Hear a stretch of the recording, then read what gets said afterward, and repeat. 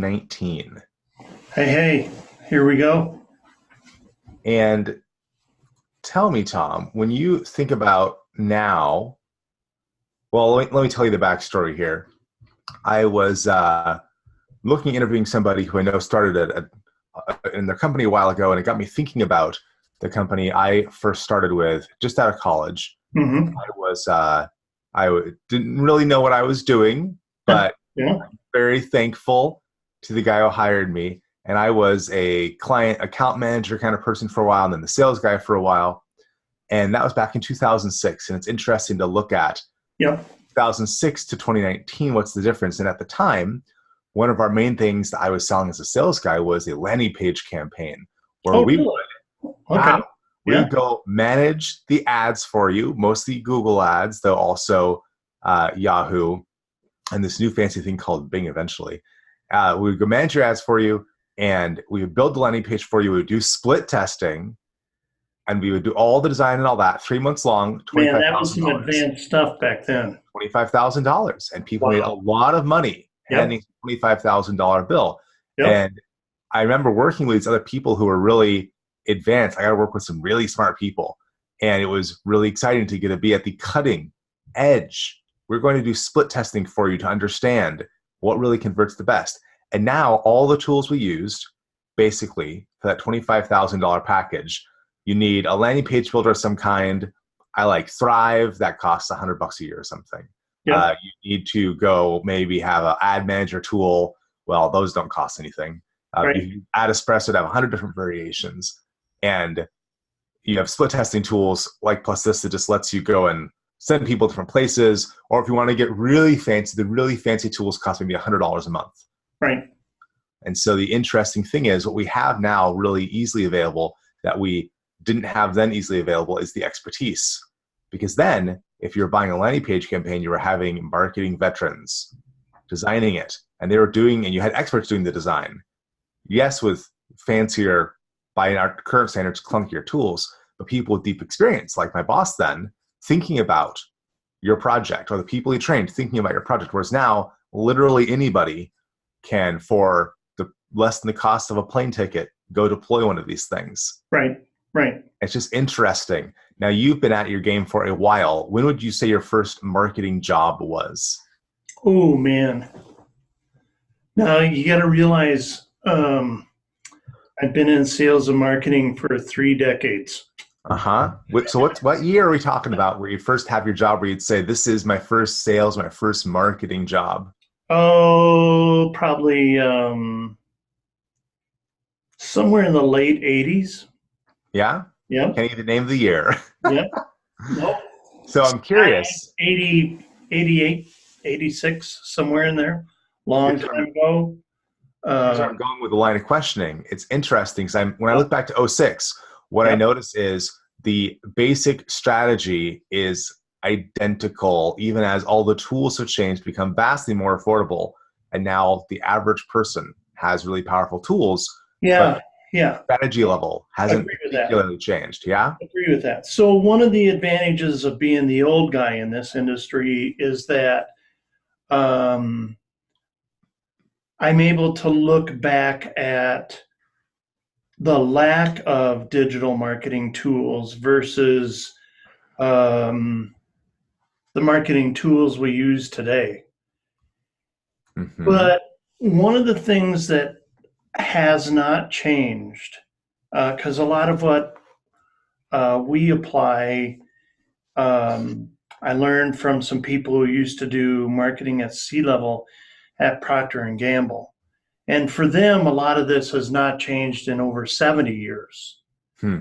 Really, everything just got digitized. I mean, how you find somebody, uh, the pictures, the fonts, the colors, the tools that you use have migrated from uh, billboards are now display ads, and newspaper editorials are now blogs, and going out to dinner and shaking hands with a local prospect or whatever is now social media. Might even be a Facebook group if you call those say, closed or a closed country club equivalent.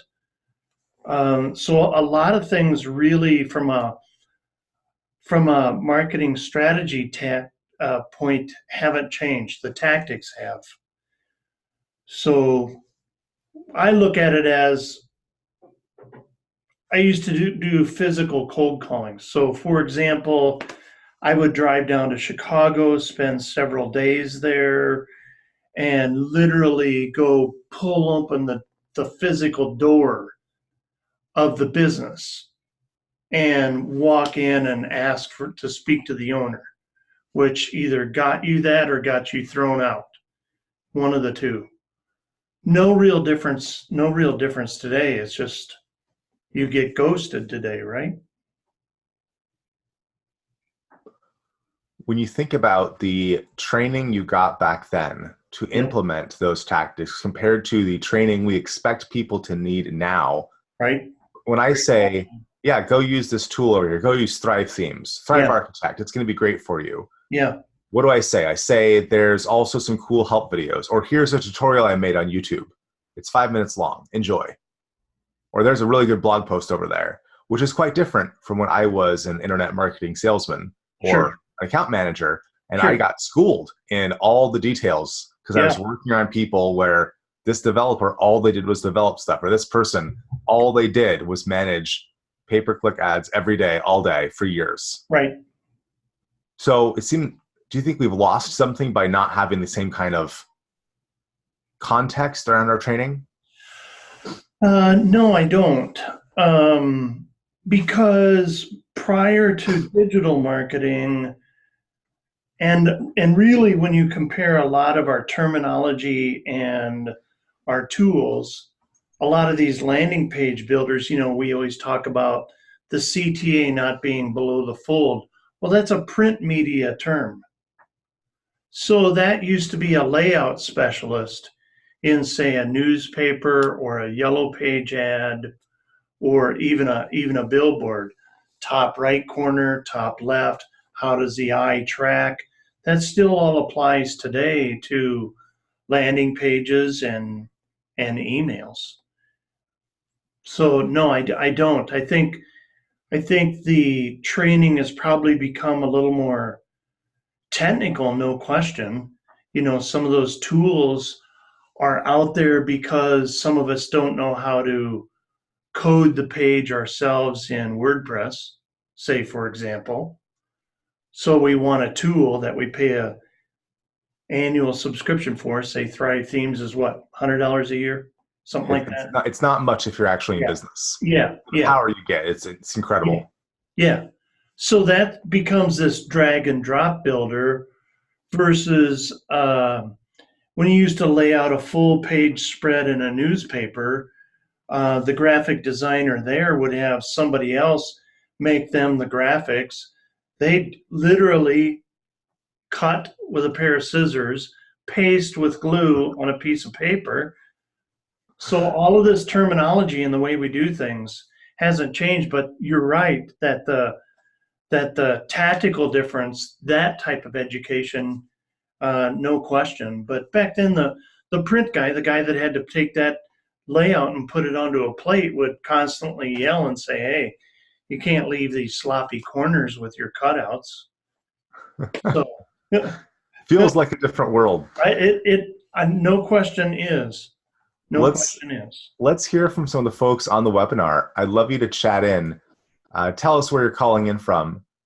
And I don't know, what's a good question? What year-ish, or part of a decade in Tom's case, did you get started in the sales and marketing world?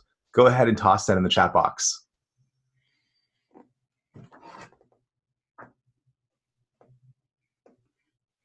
I keep on seeing that we have people, and this was certainly true back when I started, people who are experts in their fields, and then they've learned enough to be dangerous and somewhat successful. They have enough tools, and then I get to swoop in with an increased depth of strategic understanding of which tools to deploy when, and say, you're currently doing this and that. Let's instead flip those and then add these two things, but do them in this order. And it's can have really powerful results. Yeah. Because people have heard about all these tools and they've gotten a whole bunch of them, but they're not organized right. We Right. have Christine from Denver. Hello, Christine.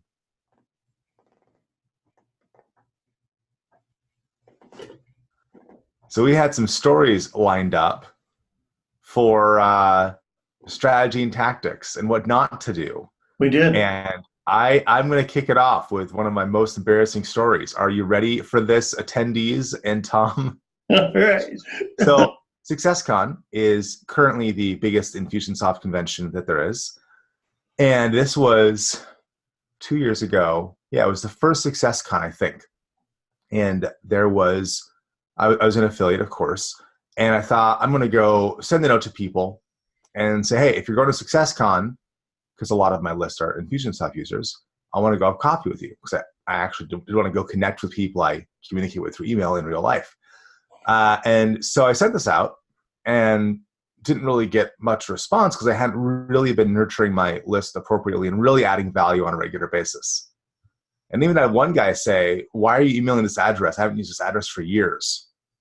And it really exposed how when I wanted something from people I was connecting with, which was both to say hello to them and also, by the way, here's an affiliate link, without having that particular tactic, which isn't bad in and of itself, in the overall strategic context of how am I actually communicating on a regular basis and building trust? Because for me, I do most of my marketing through Facebook, which is all kinds of good, except that there's plenty of people on my email list are not connected to me on Facebook. Some of the people on my email list, if they got an email from me right now, they'd say, oh yeah, I talk to that guy every day. Yeah.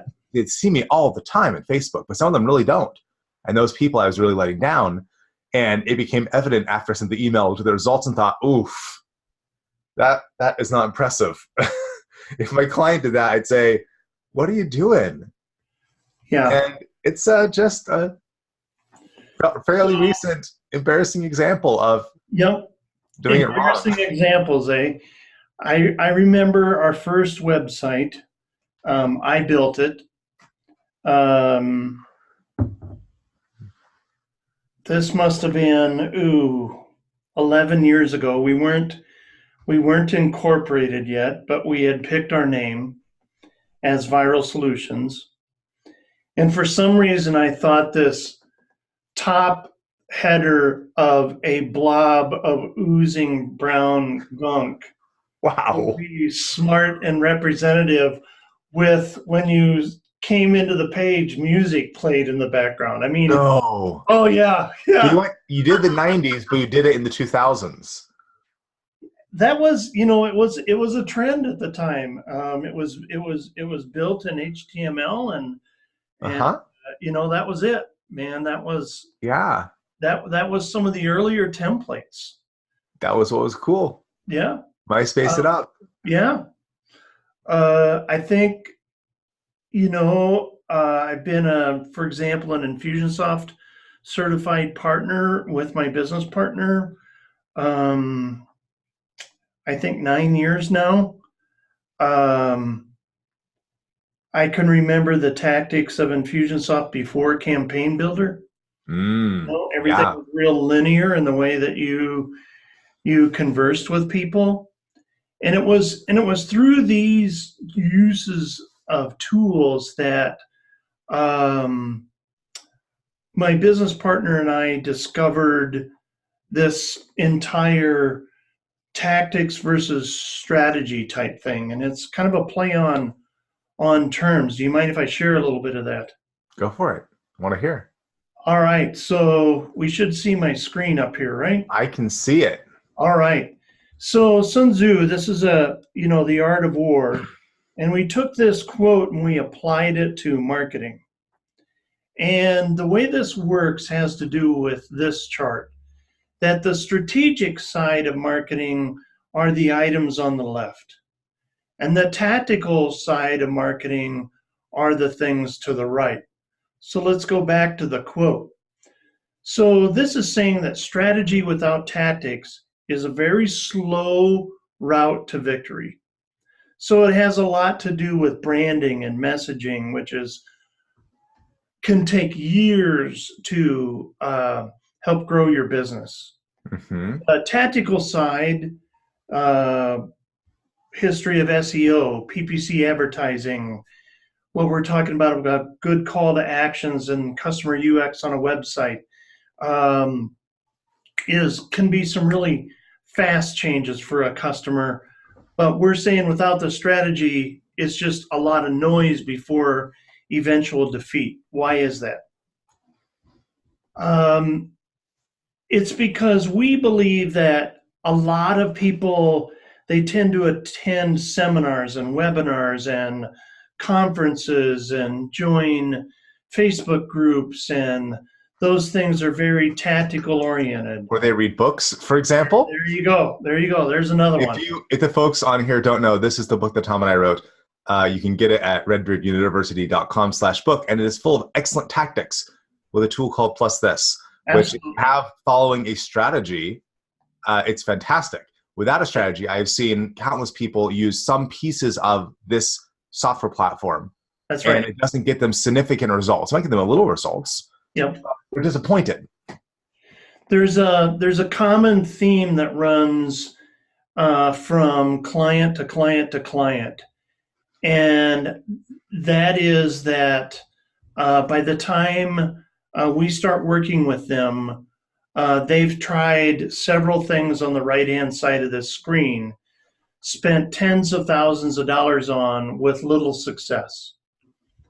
And what it has to do with is they didn't start with the strategy on the left. Now, this list on the left is not mine. This is things that I've learned from people at Procter & Gamble that I trained with over the many, many years. I can remember being at an Infusionsoft partner event and spending time with former CMO Greg Head. And so it tends to be a combination of those two training environments, along with experience of over a decade of digital marketing. And the way the strategy side works is these things need to be done in order. First, you want to define your target market down to, at least a dozen, 24 areas of demographic and psychographic information. So age, gender, ethnicity, marital status, homeowner or not, business owner or not, decision maker or not, what gurus do they follow, what sites do they like to read to get their information, what conferences have they been to. All of that later on helps you on the tactical side. Can I give an example? Yep. I'm going to go read my customer or my listener avatar for my podcast because I thought I want to get really, really specific. And so I'm going to go share my screen here for a moment. I wanted to get really specific so both the right people want to be guests on the podcast. So this is the page to go apply to be a guest. And there's a section called Who This Podcast Is For. That's beautiful. Meet Jane, the primary avatar for Redbeard Radio. Some facts about her. 38, lives in the U.S., owns her home, married for 12 years, husband works a corporate job, 2 kids, 7 and 9, grossed $125K, wants to do $200K, 2 part-time employees. Her main problems are, there's 3 main problems: systems chaos, not having a smooth sales pipeline, difficulty batching her work so her team can handle it. I've worked with a bazillion people like Jane, so I know these problems pretty closely. Also, when does she use the product? Now, it's a free product, but it's still a product, right? Right. In the car, maybe on walks, likes to hear, so she likes inspiration, and then because she feels sort of isolated. So it's inspiration, so a little bit of how we do it, and then she likes the companion ebook, which is also free, because it helps her understand her business problems. So there's all these other sections about the podcast, but the who the podcast is for, that's the piece that says, okay, here's exactly who we're talking to. And so in every episode, when I'm thinking about what questions to ask guests, it's, okay, well, what does Jay need to know? What does she care about? That's right. Guides everything. So if we take your list and we go back to the diagram that we were talking about, your podcast is a tactic and not all the people in your target market will hang out or prefer a podcast. Mm-hmm. Okay. Classic example. We used to do Infusionsoft user group meetings Mm-hmm. in 5 different cities every month. And we were doing one on Facebook pay-per-click advertising. And this guy up in the front row, I don't know, there small group, about 20 people there. Guy up in the front group, you could tell he was mad, and he was gonna unload. And at the end, when he opened it up to the Q&A, he goes, "Look, man, I've wasted $10,000 at least on Facebook advertising. It doesn't work. Oof. Why are you telling me to do this again? All due respect, I'm not telling you to do this. You came to a Facebook PPC seminar, all right? But I'm curious to know who your target market is." Now, typically, the small business owner doesn't have that as well broken out as what you do for your podcast. They might have a little demographic stuff, but not the psychographic side. Okay. Mm-hmm. But he did. He said, "Look, I'm an HVAC guy. I sell in Highland Ranch, Colorado, which is out by Denver, where one of our guests are from. And that's an affluent area." And he talked about the profession they had, and that they're a homeowner, and $1 million and up homes. And he went on and on and on, number of children, you name it. And I was like, "Hey, you're right. Facebook advertising at that point," this was probably 4 years ago at least. I said, "What you want is the best referral program you can ever have." So again, having the left side of your target market and what your customer's problem is correlate to what tactic you use on the right, because that target market has a customer problem, and that's that typically they don't trust anybody in their home. They want to talk to Fred or Betty across the street. "Hey, who fixed your air conditioner the last time?" Yeah. When I bought a house, I asked my realtor, "Who is your favorite home inspector?" And yes, I could do research, but why? Yeah. I'm just going to go trust someone who already knows what they're talking about. So I have a different thing. I do a YouTube channel, Redbeard TV, and it's aimed at a different slice of my similar target market. And whereas Redbeard Radio is 15 to 20 minute long audio with its both inspiration and also more philosophy, Redbeard TV is software tutorials, 2 to 5 minutes long, answering micro questions, where there is almost no investment of time to watch an episode of Redbeard TV. And I get questions about how do I do this, how do I do that. So they're very brief. They're Loom, Redbeard Radio, fairly high production quality, at least like an audio, like a sound person. Mm-hmm. Redbeard TV, it is Loom. It is obvious that it is someone screen sharing and then throwing it on YouTube. Yeah. Because people who want to know a very quick question, they want to not wade through a video. They want a fast answer that's right. That's all they want.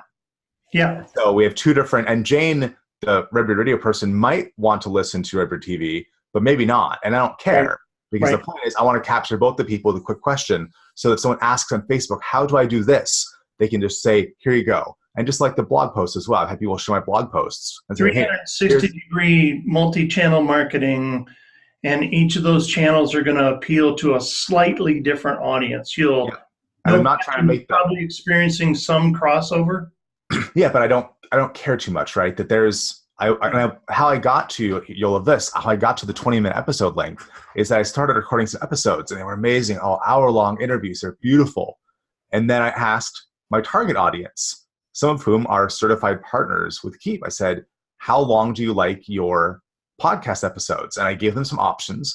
20 minutes or under, 20 minutes to 40 minutes, 40 minutes and up. And almost everyone said 20 minutes and under. I thought, oh. And then I said, okay, well, if I have a longer interview, a longer concept, do you want to see that broken up into multiple interviews, or do you just want one topic per interview? And they said, one topic. Very strong, 80% plus. I said, I guess my radio show is going to be one topic, 20 minutes or less. Yep. And so it is. Yep. And then I further differentiated and said, well, I don't want it to be just business, how to sell something. So with every guest, I say, okay, we're going to do one episode that is more businessy based on your offer and your area of expertise, and one that is more philosophical, spiritual, inspirational, some story. And so we have, like, Jillian Kendrick was one of the first guests. We have it was 5 ways to create an unforgettable customer experience, which is also a talk she delivered at SuccessCon, and I think also PartnerCon. And then we had from opera singer to entrepreneur, how to overcome other people's perceptions of you to find your true calling. I'm doing this with each person, and it's great. Yeah. And then also the guests can use that in their own marketing, both say, here I am, a marketing expert, come hire me, but also build trust with me because you can hear my story. And then Jane the avatar, if she wants to go learn something, there's episode titles that are very specific. How to grow your sales with LinkedIn. At the same time, there's episode titles like the role of kindness in growing whatever. And so you can choose, and there's a lot of diversity. So as you developed into this marketer, and we initially started talking about training avenues and difference over time from non-digital to digital,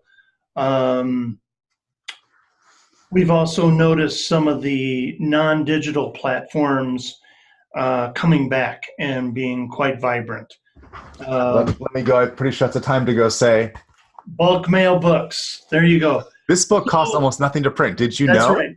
And so at PartnerCon, there's 2 big folks for folks not familiar with the Infusionsoft world. There's 2 big conventions. At both of them this year, this book was on the table, and almost, which is also available in digital PDF format. Yes, it's available free right now on my website. It's going to be available on Amazon eventually in Kindle format for $4, print format for $9. Enough to cover printing, right? Right. And then the point is that we have in here, and besides our names on the front, right? We have in here, because it's about placing, creating trust by placing things. It also has few enough ads that it's actually hard for me to find an ad. Here we go. So we have the ad about Facebook advertising. There you go. And that lives, I'm pretty sure we put it next to one of the pieces in here about Facebook advertising with plus this. So we have this at the same time. Bring back up that chart you had there of strategy and tactics, because I think it's really interesting to look at how this particular project plays into that. So here then you're talking about designing this product or service that's being promoted, which in that book is plus this. Now, plus this for a product or service, the first thing you've done with that product is you've narrowed your tactical list down to somebody who uses Keep/Infusionsoft, Active Campaign, and I think they've added, others, right? Mm-hmm. But someone who, say, for example, uses Salesforce or Pardot as a tactic, that book does not apply. Now, there might be some theory in there on digital marketing that person could learn from, but here's a very specific product that relates to a very specific tactic in what you would use. Now, the difference between the print book versus the PDF, the print book is that person who, they like that touch and feel. They like to be able to take the yellow highlighter to the book still. The last time I tried to do that on a PDF was with a permanent marker and messed up my screen. Just kidding. Oh, okay. So I can imagine if you're really tired someday and you're just like, oh, well, sorry, Kindle. Yep. So your business model or your brand feel of that book that's put together to promote plus this, which both of us are users of and certified partners with, and I know you do some webinar and content meetings and presentations for that group too. But that applies to a very specific target market. So that part of your business model is very granular, very well noted, and there would be things on the right-hand side, such as word of mouth marketing, that would have some impact, but would be very minimal to the promotion or sale of that book. Okay. Videos could be positive. SEO, probably not as effective in promoting that book, because let's be honest with each other, you're not going to outrank Plus This or the company that owns Plus This in promoting a Plus This publication. So tactics apply here with the piece that you've shown, in where you then go to the partner channel, sales channel relationship with Plus This to help you promote that book at their event, rather than spending a bunch of money on SEO to promote the book. Yeah, I think that if we look at the things on the right, if we look at all the marketing tactics I do with Plus This, I probably hit at least half of these. Yeah. The book is part of the context. I didn't start off with the book, right? That I did the Plus This webinars each month, being a co-host for a couple years before doing the book. So, and as I look at, I'm writing the next book in the 20 Easy Ways series, which even this book, it's part of an overall plan, which is 20 easy ways to make money with, insert your favorite app here. So it's part of, this is like, it's levels within levels. But for this one, the book was an extension of the work I'd done, because I'd already been in one of their things they gave away at the big Infusionsoft convention a few years before, where my campaign was their main thing they were talking about. And then I'd been in their campaign at the Titans, and I'd done the webinars for a couple of years, and I'd been at their booth at InfusionCon helping to sell Plus This. So there was a whole bunch of things, and the book was one piece of it. It was not the beginning or the end. It was just one piece. And then I also then, because as you're saying, there's no way I can beat out Plus This SEO-wise. So I say, okay, where can I be vocal? Well, there's a Plus This Facebook group. So I can go deliver value in there on a regular basis, both answering questions, doing videos, and going live, where the kind of people who are already Plus This users, and there's over 1,000 people in the group, I know they're already all spending money on a premium plugin. That means they're the kind of people who maybe could hire me for my coaching services. Right. And so I'm saying, okay, I have an offering that fits this market that is an appropriate price point. And so in that context, and if we look on the left here, for the business model, I guess is what we're talking about then, is I have something they actually can buy. And then the unique benefits are, I'm the Plus This guy. I wrote the Plus This book. I did the Plus This webinars. I've been at the booth selling Plus This for years. And then for that basic problem here that we can talk about, the basic customer problem is, I want to go sell more stuff. I have a tool. I'm not using it as well as I could. That's always the problem. Yep. And the tool is really powerful. There's over 50 different parts of it. So it's always the problem. And then the brand and feel part of that is, I will help you. You'll get better at using Plus This, and you can trust me because you see my face everywhere. Yeah. And literally, when I say that, I mean my company's called Redbeard Consulting, and my face is on the back of the book. You see my face, like you see the beard. Trust the beard. That's the overall pitch there. So I try to do a lot of these things, but it's all connected. It's all part of that line. And when I see people do just one thing in there, they get disappointed, right? They do an ebook or they do a webinar, singular, and then they stop and they say, why am I not a millionaire yet? So, the other day you and I were talking about this example that you bring up as a successful use of strategy first, tactics second. Okay. You picked your audience, you knew what their problem was, you knew what service they were using, you knew what was unique about that tool. You put together a business model, the brand and feel of the red beard, and then you picked out the items on the tactical side of this chart. But what we talked about the other day was examples of where this isn't applied, and this doesn't always happen just in small businesses. Our firm has a client that does well over $1 billion in revenue, and they're in the soft textiles industry.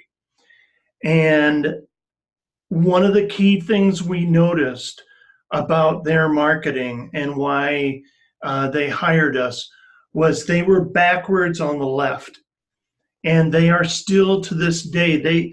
They fight this. I mean, they're used to manufacturing, so they tend to produce the product first, then try and determine who it is that's going to be the audience. But they'll put together the brand feel before they put together the list of the target market and customer problem. What problem does that create?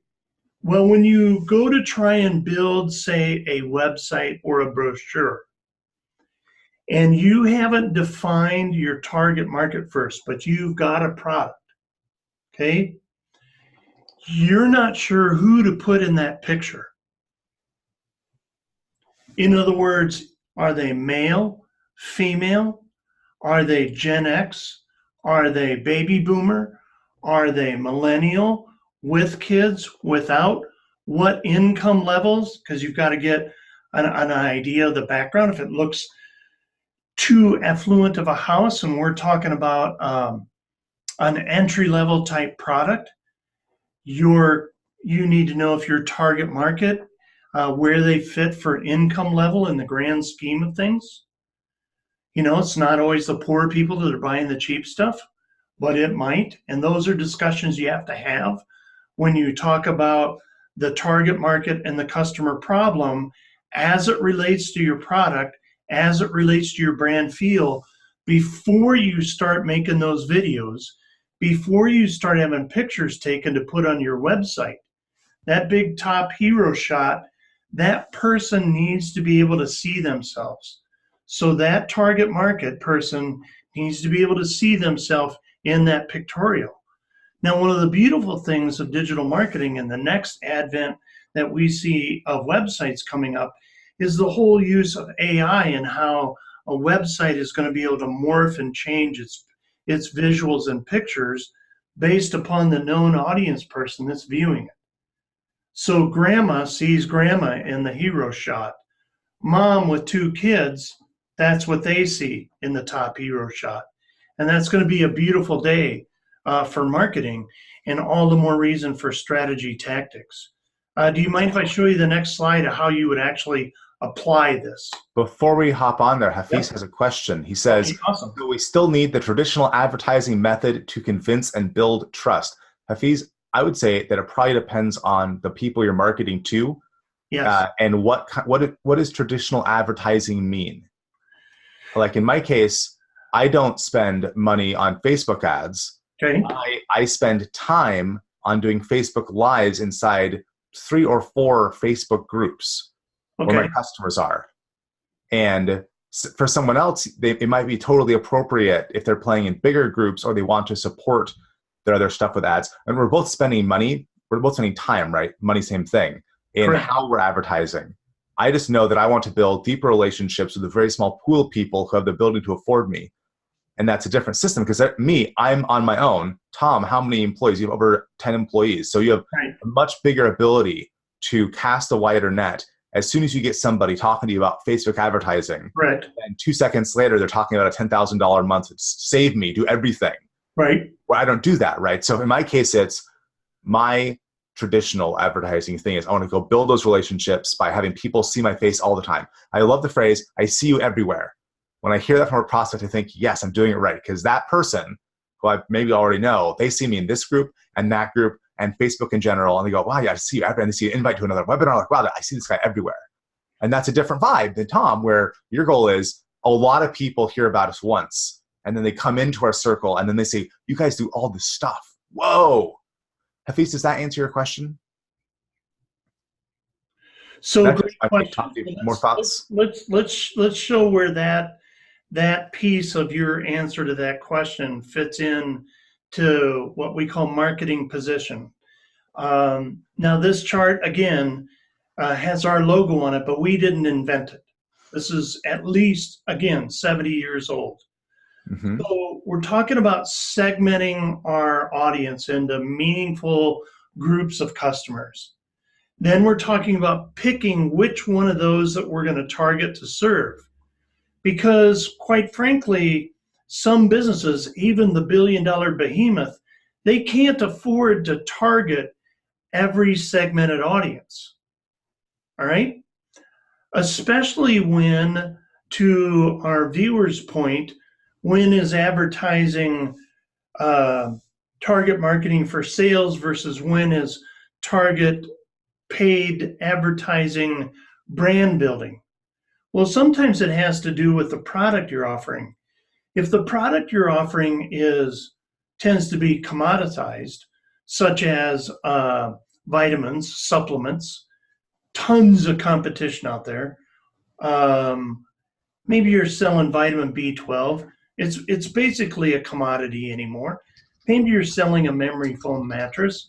Maybe you're selling a 2x4. All tend to be commodities.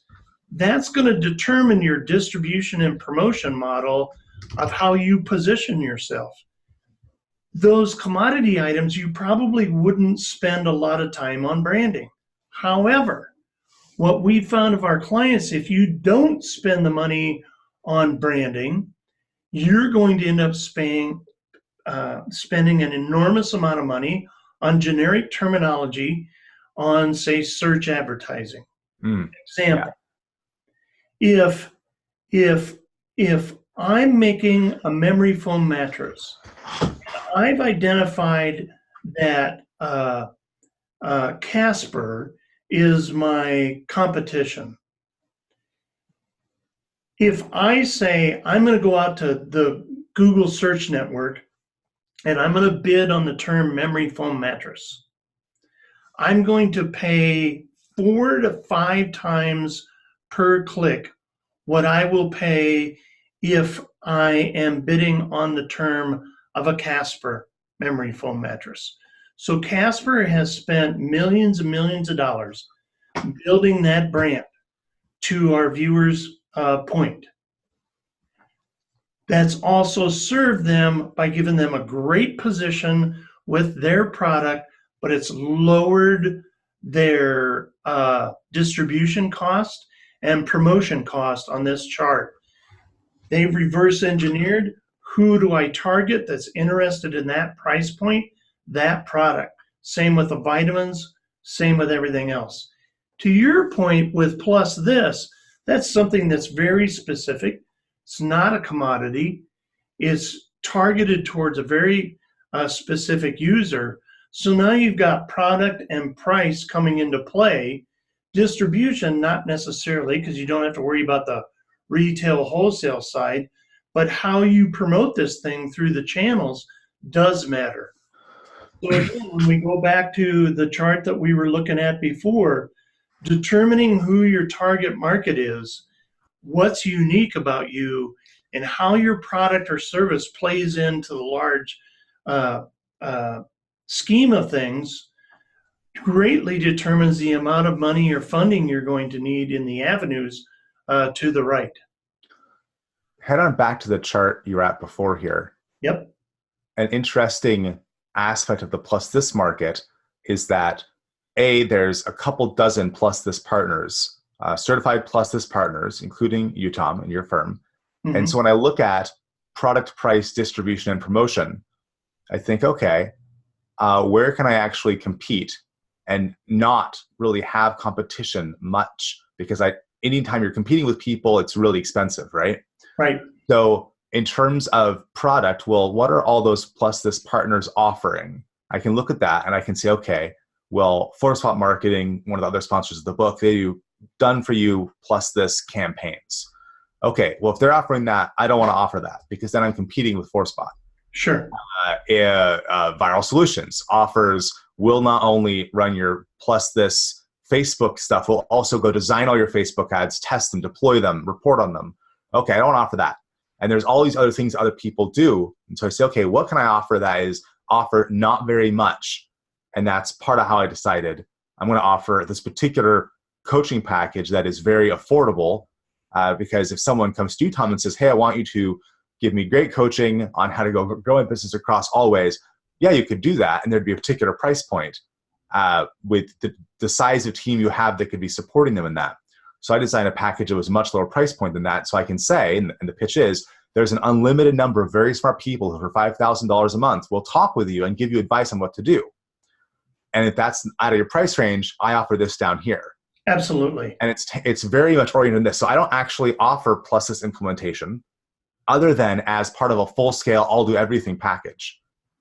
But there's lots of partners that do. So I wanted to go have a non-competitive offer. And then I say, okay, I can't out Tom's company with having 10 people, a graphic designer on staff, a copywriter on staff. I can't do that.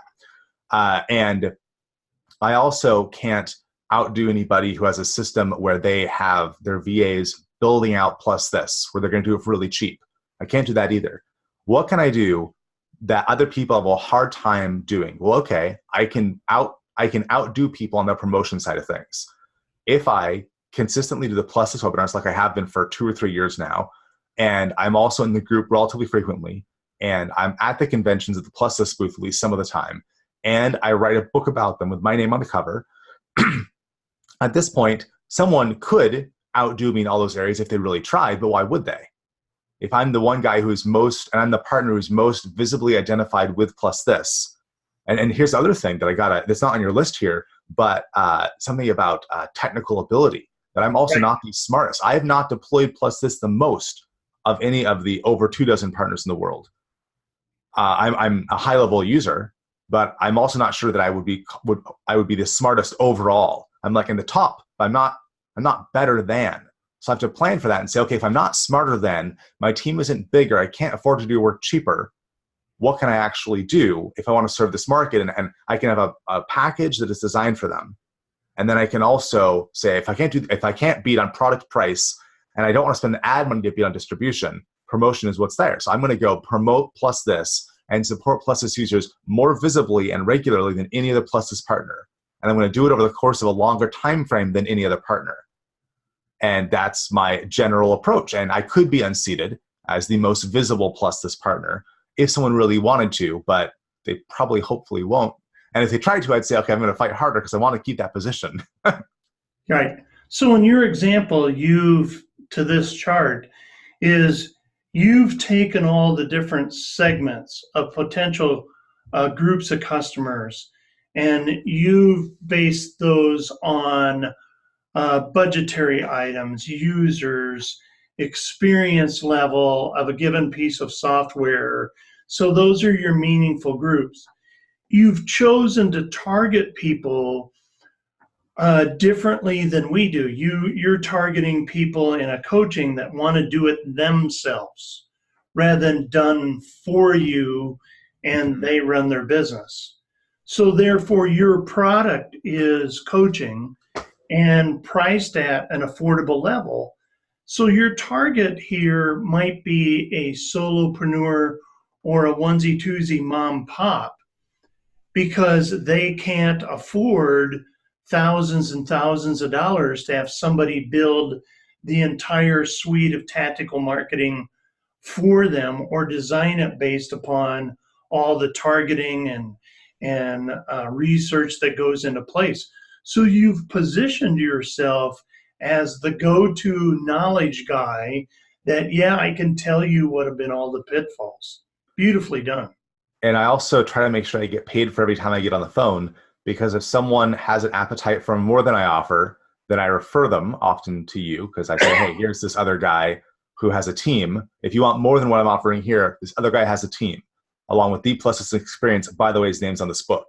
If they don't have the money to hire me, then I help them out a little bit and say, would you please go ahead and post a note about this call we just had in the plus this group. And then I screenshot it. And so then when it's time to go, I'll go show another thing here. When it's time to go and sell something, I have, and this is not just from plus this, but I have a level of people where I can just say, hey, go look what I'm doing here. I'm going to go share a sales page from my Impact Academy. And it's this every other week mastermind thing I do. What I have here, besides the typical, here's what you're getting, and here's what the current members are saying, I have this page right here. And a lot of these people are certified partners. Some are having to do with plus this maybe, but I just screenshot people saying this. And so that way it's the social capital, and it also gets my face in front of people, right? Because I want my name and my face just being, I want the beard in front of people's face. And so these are almost all shared inside Facebook groups that I sell into.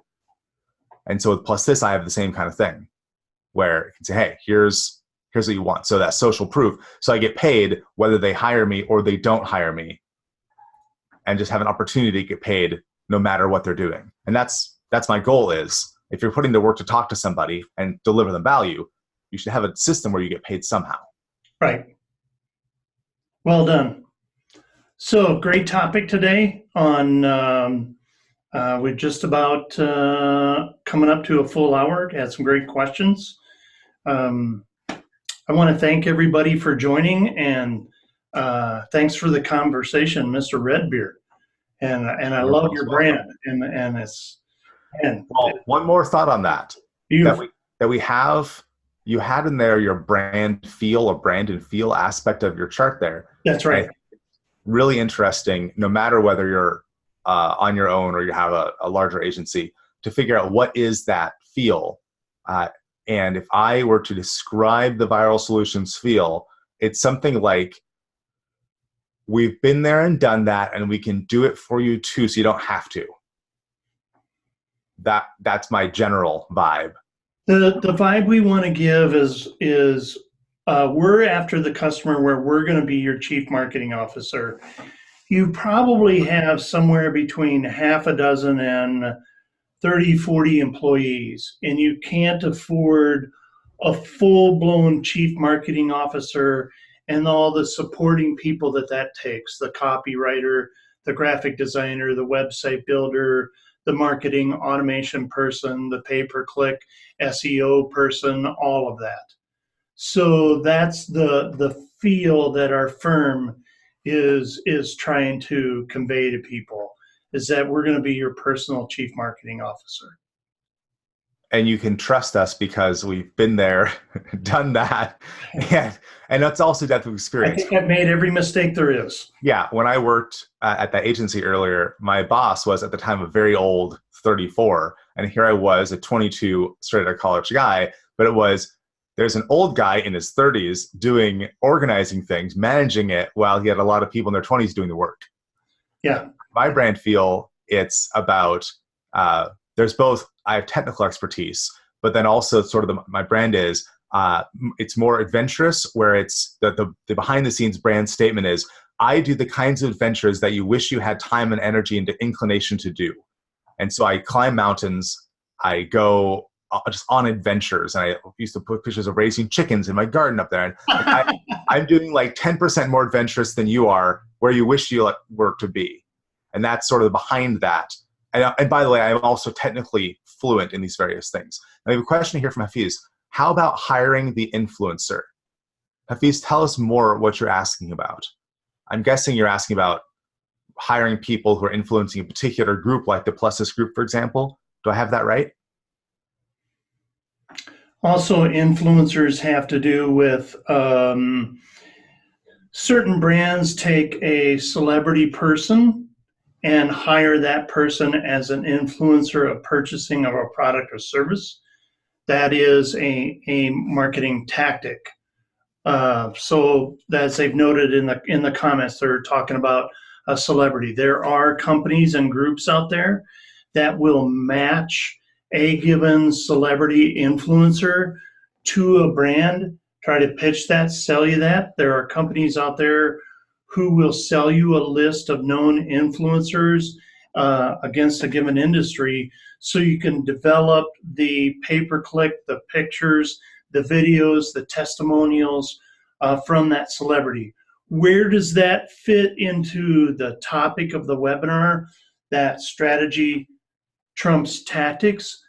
Well, if your target market profile, your product design, your brand feel, your business model would benefit from, or your target market would be highly influenced by a celebrity endorsement, then that would be a viable target to go after.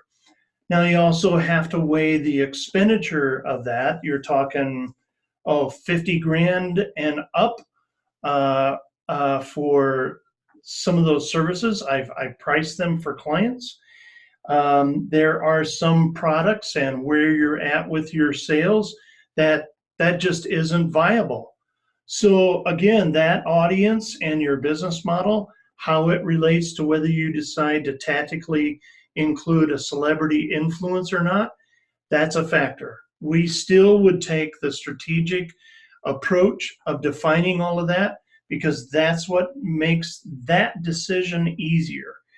If we were to start tactical first, we might have a roundtable of our 10 employees and we might debate this thing for an hour on what celebrity influencer.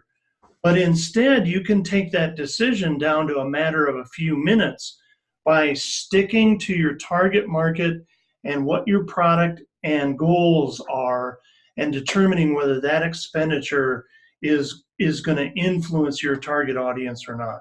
And what else could you get for that 50K? Yeah. If you were going to spend the 50K, as soon as you're sure, I want to spend 50K on this celebrity to do this thing, you could say, okay, how would that compare to spending 50,000 to do something really 10,000 clicks if it's $5 a click?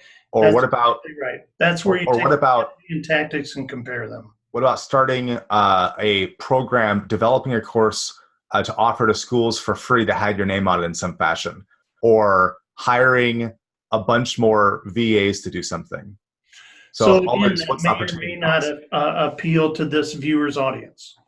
Yeah. So my answer, Hafiz, is, and I also work, I'm playing in smaller pools as we've discussed. My answer is, why not be the celebrity yourself or know the celebrity and have something of value to offer them? So in my case, of all of the different apps I work in, I could say that I'm celebrity status, I guess, because I talk about everyone knows the beard, right? There's a few. There's Plus This, there's the Infusionsoft partner community, and then there's this Monkey Pod Grove community where I'm largely known. But then there's these other groups full of prospects where I'm not there all the time, like Memberium, Fix Your Funnel, Zapier, blah, blah, blah. There's a lot of other choices there, but I generally know the people who are doing a lot there. So if I want to go get in front of the Memberium community, I know the tool somewhat. I'm not a master in the way that some people are, but I know some masters. And so I had one of them on my podcast, George Diaz, to talk about membership site growth. And then when that goes live, he'll go ahead and share that into his audience. But I have something of value to offer him. But we would take the contrarian opinion. So I'm on purpose going to give this viewer the contrarian opinion to your very valid and dead-on points. What we would say is, show me your detailed avatar and your business plan and what your product is, and then we'll do research of which tactic you'll get the best bang for the buck for.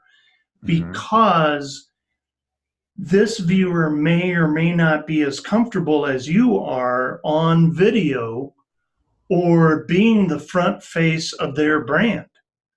And everything costs money. That's right.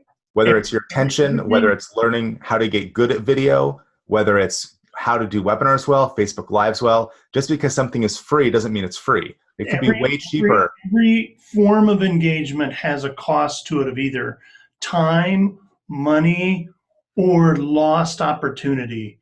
Yeah. And all of that, in our opinion, boils right back to who is your audience.